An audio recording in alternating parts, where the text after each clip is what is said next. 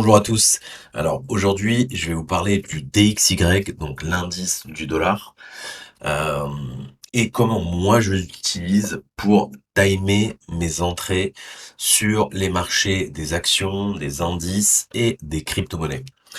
Alors, vous le savez peut-être pas, mais en fait, la corrélation basique, c'est lorsque le DXY monte, les actifs risqués baissent. Pourquoi? Parce qu'en fait, le DXY, c'est la force relative du dollar, représente la force relative du dollar, et quand le dollar monte, c'est un signe que le marché vend des actifs risqués pour acheter des dollars. Donc, quand vous vendez une action Apple, en fait, vous achetez des dollars et vous vendez votre action. Voilà. Et donc, ce mécanisme-là fait augmenter le cours du dollar, vu que la majorité des actions et des indices sont pricés en dollars. Voilà. Euh, donc, le très bon exemple, hein, c'est cette hausse du dollar incroyable, cette tendance haussière du dollar, euh, entre juin 2021 et septembre 2022. On l'a très bien vu sur les indices et les cryptos, l'effet que ça a eu, surtout à partir en fait de 2022. Voilà, à partir d'ici. Euh, et donc mécaniquement, voilà, depuis octobre, cette baisse sur le dollar a entraîné un rebond sur les actions et les crypto-monnaies et les indices, bref, tous les actifs risqués. Alors aujourd'hui, la question que je me pose, c'est quel est le timing pour potentiellement re-rentrer acheteur sur le dollar et mécaniquement donc rentrer short sur les indices et les cryptos. Et donc, c'est ce que je vais vous montrer aujourd'hui, comment j'utilise le DXY pour me donner le timing.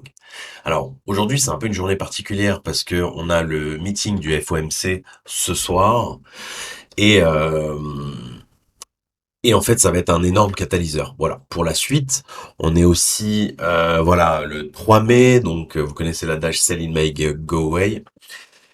Euh, Voilà, je pense que le timing est extrêmement intéressant et je vois bien en fait la corrélation se faire sur tous les actifs. On est sur les résistances pour les indices, pour les actions, pour les cryptos.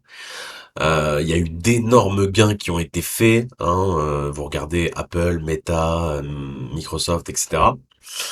Mais il faut pas oublier que sur tous ces actifs risqués, euh, on reste en tendance baissière. Voilà. Euh, En weekly, c'est assez clair. Donc, ce que je veux chercher, c'est me positionner à la vente sur ces actifs et le timing qui va m'aider à le trouver. J'espère que ce sera bien le DXY. Alors, comment je fais? Je regarde en monthly mon graphique et j'essaie de déterminer en fait une zone pivot. Voilà. Cette zone pivot, pour moi, c'est la zone entre 99,5 et 100,5, c'est-à-dire la zone des 100, globalement.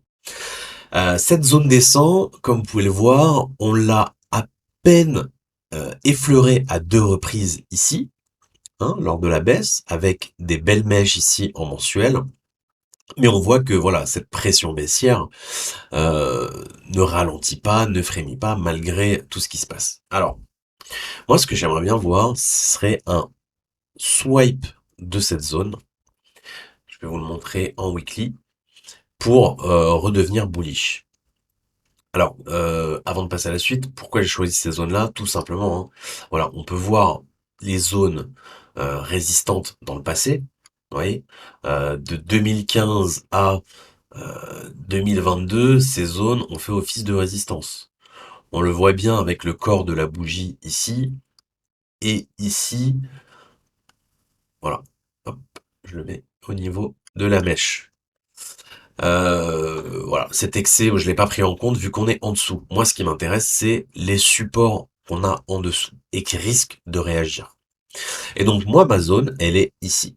Et donc, c'est mon timing pour shorter les indices, les actions et les cryptos, et voir également prendre un long sur le dollar, voilà, sur un ETF dollar. Alors, on va regarder en weekly ce qui se passe. Donc en weekly, très belle trend haussière. Voilà, on est sur cette récente baisse qui n'en finit plus. Ce support a réagi une fois, deux fois, trois fois. Généralement, voilà, ce qu'on voit en trading, c'est que la quatrième fois, à partir de la quatrième fois, les probabilités de céder sont plus importantes.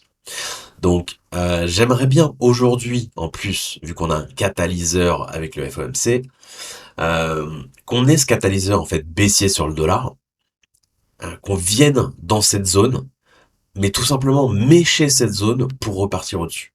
Voilà. Donc ça donnerait quelque chose comme ça. Je passe en daily.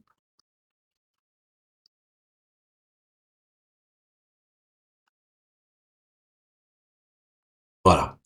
Et donc moi j'aimerais bien voir ça sur le DXY. Ça me permettrait vraiment de rentrer avec beaucoup plus de confiance à l'achat sur cet actif et également de rentrer en position short sur les plus hauts euh, au niveau des cryptos et des actions et des indices. Voilà.